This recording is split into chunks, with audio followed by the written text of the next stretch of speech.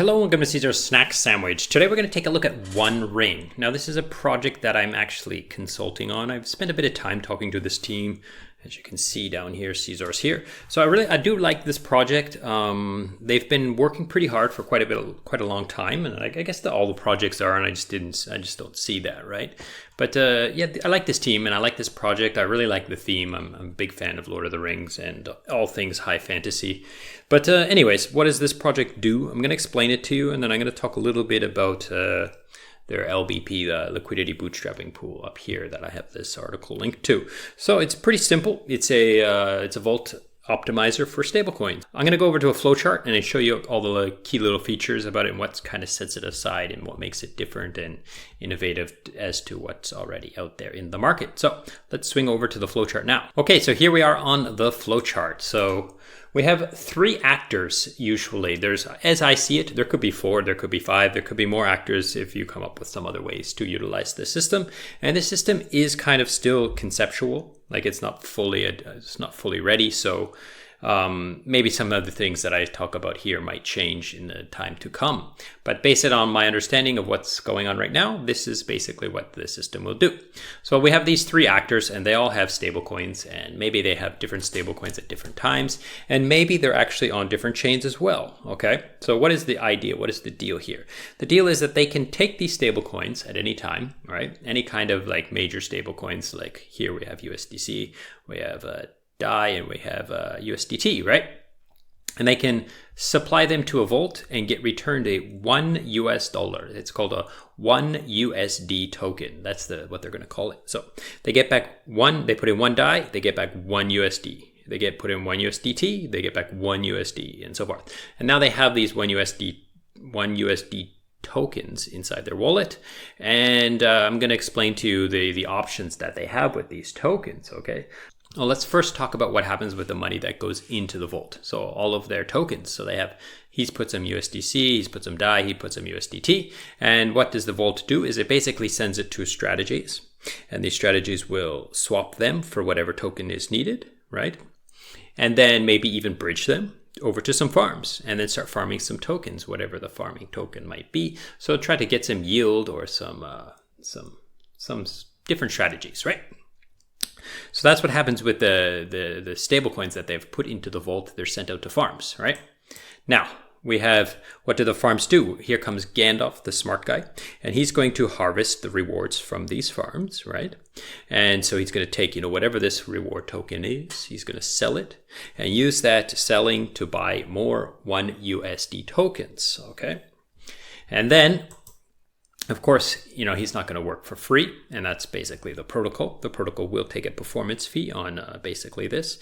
I'm not exactly sure how much it's going to be right now, but I suspect it's going to be reasonable, something around 5 to 10% probably. Okay, so he would take that performance fee and use it to buy ring tokens, RING. So this is the governance token of the protocol. Okay, so he would use those performance fees to buy back the ring token.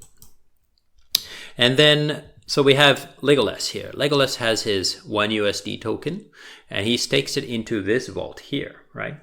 And that's where, basically he's been swapping these 1 USDs these farm tokens for 1 USDs and sticking them in this vault. So he comes along and he stakes his 1 USD in here, right? Now, why would he want to do that? Is because he's going to get these rewards. So these farm tokens are turned into 1 USDs and they're added to his position. So if he's the only person in here, he's getting the yield minus the performance fee of everyone's stable coins. Okay. So the idea is that not everybody is going to always put their tokens inside here, stake their 1 USD tokens inside here, because it doesn't make sense all the time, right? Like maybe there's other options to do. So if he's the only one that's putting in here, his APR is going to be higher than if he just took his stablecoin and put it into one of these farms, right? Or if he did this managing himself, because he's kind of leveraged up on other people's stablecoins, right? So that's what Legolas does. Gimli, on the other hand, Gimli has a short-term mind span, let's say, and he just basically wants to arb the curve pool, because this 1 USD coin has to have a some sort of AMA to keep peg and so forth. So he's going to just watch this. So sometimes he will be like, oh, I can use $1 to get 1 USD. And if it's above peg, I can sell it and get more USD. So he can just basically arb some AMA. I put curve here, but I don't know if it's going to be curve or not, right? So you get the idea. So he's going to be able to arb sell like USDT or 1 USD whenever it goes up. Now you got to remember Gandalf over here has got a constant buy pressure of it. So he's going to be Gandalf is going to be constantly pushing this peg up. So Gimli here can just be the counter to Gandalf here and push the peg back down. Okay. Next one we have is Frodo here. Frodo's a nice guy. So what does he do? He supplies his 1 USD and maybe some USDC as well, or whatever. He supplies them to this AMA and he uses it to farm the governance token because he has a long-term vision of this and so forth. And he wants more of these governance tokens. Now, where these governance tokens come from?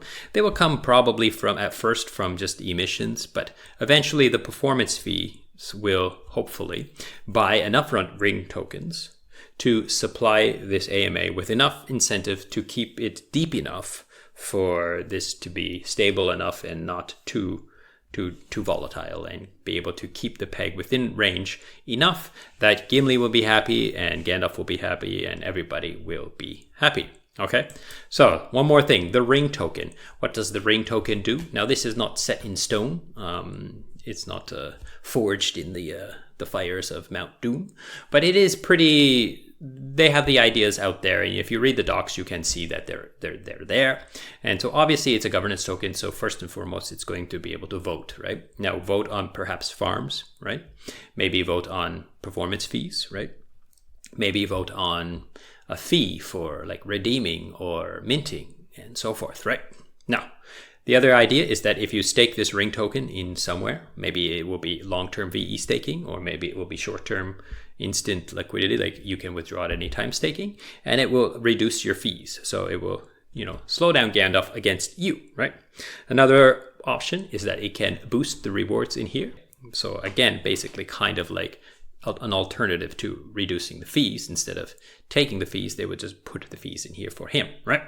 And then there's some talk of NFTs. I don't know too much about the NFTs, but there are also going to be some NFTs for people who stake these tokens and so forth. Okay, so that's basically the system as an overview as I understand it currently. And like I said, this is mostly conceptual. There are some active farms now. They are doing some test and prod right now with this, basically putting one token inside and then splitting it up and building the farms as needed. You can see it here. If you go to the website here and go to launch app.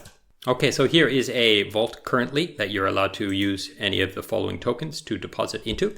Now, like I said, this is not finished product. This is not completely, because there's no, if you deposit your tokens in here, you're going to get back a share token. You're not going to get back the stablecoin yet. This procedure, this system is not deployed yet. Okay, so basically they have only deployed this section here. Okay, so that's what they're testing now. So if we go here and you see, you can deposit some USDC, or you can deposit one of these tokens, and it will basically convert it to zap it into these 3 pools and start getting you some farming on these 3 pools. So, they're testing in prod, which looks good. Shows me that they are working, they are getting things done.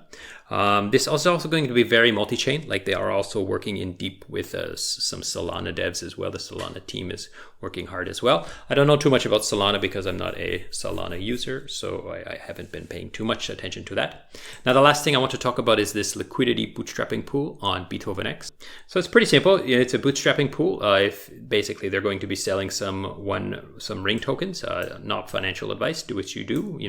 Make a decision on yourself. But I do have to mention it. A bootstrapping pool is something that you probably need to understand. Like, I would definitely read this in full. I'm not going to explain a bootstrapping pool to you here. I should probably sometime in the future do a video on what is a liquidity bootstrapping pool. I think that would probably be a good video for the future, but I haven't done it so far. So basically the price is going to constantly drop during the time of the bootstrap pool. And as it's like a falling balloon. As it falls down, if people buy it, it will bounce up, and then it'll continue to fall down, and then someone buys, it bounces up, right? But you can also sell to this pool. However, there's no tokens there's no tokens in circulation right now. So yeah, so there's not going to be any selling pressure. Going down the part and part here. Okay, so one ring LBP giveaway. So basically they're trying to get people to ape, which is interesting. I like this idea. I think this is a good marketing scheme. They're going to give away $50,000. So as long as you buy at least 100 USDC worth of ring tokens within the first day, and you do not sell your tokens until the end of the liquidity pool, right?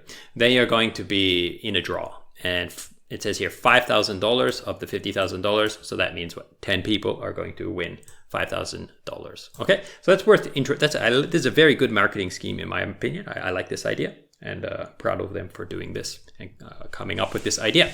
So that's pretty much it. You can check out Beethoven X. I'm sure they will announce this closer to the date that you will be able to participate in this bootstrapping liquidity pool if this is something you are interested in doing. Okay, so that's it for today. Thank you so much for watching, and goodbye.